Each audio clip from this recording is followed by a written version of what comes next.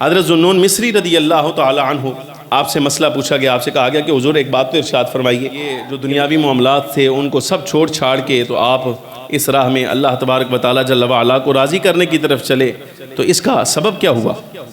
حضرت ذوالنون مصری رضی اللہ تعالی عنہ فرماتے ہیں میں کسی شہر سے، میں مصر سے نکلا کسی بستی کی طرف سیاحت کے لیے، کسی کام کے لیے، تو رستے میں ایک مقام پہ جا کے نا جہاں پڑاؤ کرنا تھا تھکاوٹ ہو گئی تو میں لیٹ گیا، آنکھ لگی، کچھ دیر سویا، جب اٹھا نا تو میں نے دیکھا میرے نا بغل میں ایک پرندہ بیٹھا ہوا ہے چھوٹا سا،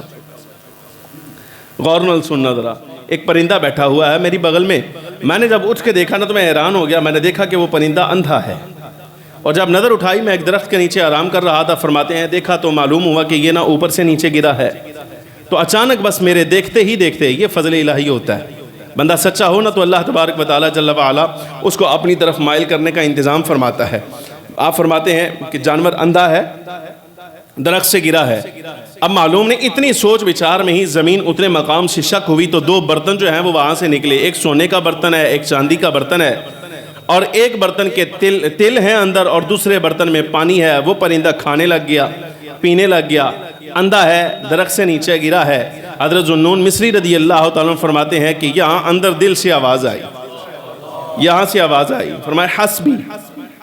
حسبی، دل سے آواز آئی، اللہ کے بندے ذوالنون مصری غور کر، اگر مالک اتنا مہربان ہے اس جانور پر جو اندھا ہے، درخت سے نیچے گرا ہے، اس کو معلوم نہیں کہاں آیا ہے کہاں نہیں آیا، تو رب العالمین جل وعلا نے اس کے رزق کا انتظام زمین پھاڑ کے سونے چاندی کے برتن میں کر دیا ہے، پینے کے لیے پانی بھی دے دیا ہے، کھانے کے لیے تل بھی دے دیے ہیں، کیا تجھے اللہ تبارک و تعالیٰ کی ذات کافی کوئی نہیں ہوئی اب تک؟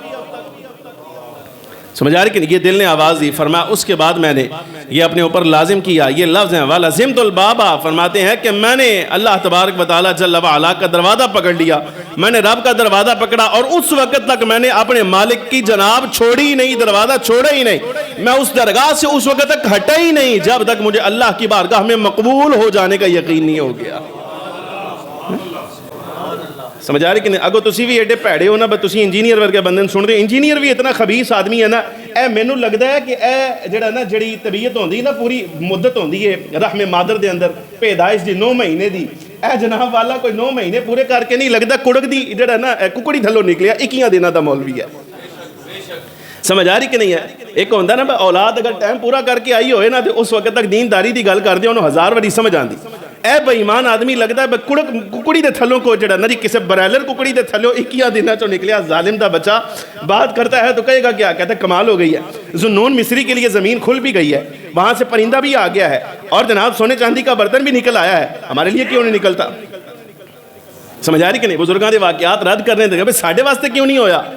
اب اس کا جواب یہ آپ کے منہ میں بھی اس نے جناب والا چوگا ڈال دیا ہے، اور آپ کے منہ میں بھی گھٹی اس کی آ گئی ہے، آپ بھی بات کرتے ہیں تو زبان انجینئر والی، کیا یاد رکھنا ہون انجینئر والی زبان استعمال کرو گے نہ تے اسی بھی پھر گوال منڈی والی زبان استعمال کر کے تو ہم جواب دیاں گے کہ جناب والا پھر پورے ہون تو ہی سن لئیے نا زبان۔ ہاں ایہو جو مولویاں دا علاج ہے، یہ مولوی ستار صاحب انہوں نے سمجھ نہیں آندی گل۔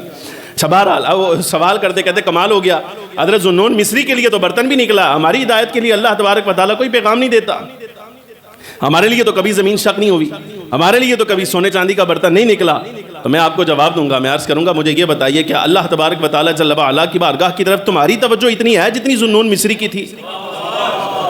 نمبر ایک اور نمبر 2 یہ یاد رکھنا، یہ باری تعالیٰ جل وعلا کا اختیار ہے، مالک تمہارا محتاج نہیں کہ تم اس کو کہو جس طرح ذوالنون مصری کے سامنے ان کو اپنی بارگاہ کی طرف راغب کرنے کے لیے تو نے میرے اللہ زمین سے سونے چاندی کا برتن نکالے تھے، ہمارے لیے بھی نکال پھر ہم راضی ہوں گے، نہ، یہ مالک کا اختیار ہے۔ اور یہ یاد رکھنا ضروری نہیں اللہ محتاج نہیں ہے تمہاری ہدایت کے لیے،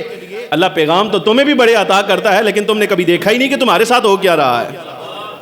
سمجھ آ رہی کہ نہیں؟ جو تمہارے ساتھ ہوتا ہے، مالک تمہاری ہدایت کے لیے پیغام دیتا ہے، کبھی تم نے اس کی طرف تو بول کر بات ہی نہیں کی کہ اللہ تبارک و تعالیٰ جل وعلا کی بارگاہ سے یہ میرے لیے عنایت ہوئی ہے۔ اور غفلت کی حالت یہ ہے، ذوالنون مصری کی شان یہ کہ ان کے سامنے تو ایک پرندہ بیٹھا ہے اگر، تو رب العالمین جل وعلا نے ہدایت کا انتظام فرما دیا، تمہاری ہماری تو ساری زندگی گزر جاتی ہے رب کے انعامات میں، تو ساری زندگی بندہ یہی کہتا رہتا ہے کہ جناب یہ تو میری محنت کا پھل ہے، مالک نے میرے ساتھ تو غربت والا کیا تھا، اور کیا کیا تھا؟ سمجھ آ رہی کہ نہیں؟ پھر بعد میں تمنا کرتے پہ ہمارے لیے سونے چاندی کے برتن زمین سے کیوں نہیں نکلتے؟ یہ اللہ تبارک و تعالیٰ جل وعلا کے انتظامات ہوتے ہیں، حسن انتظام ہے، اللہ کو معلوم ہے کہ کس لیے کرنا ہے، کس کے لیے نہیں کرنا۔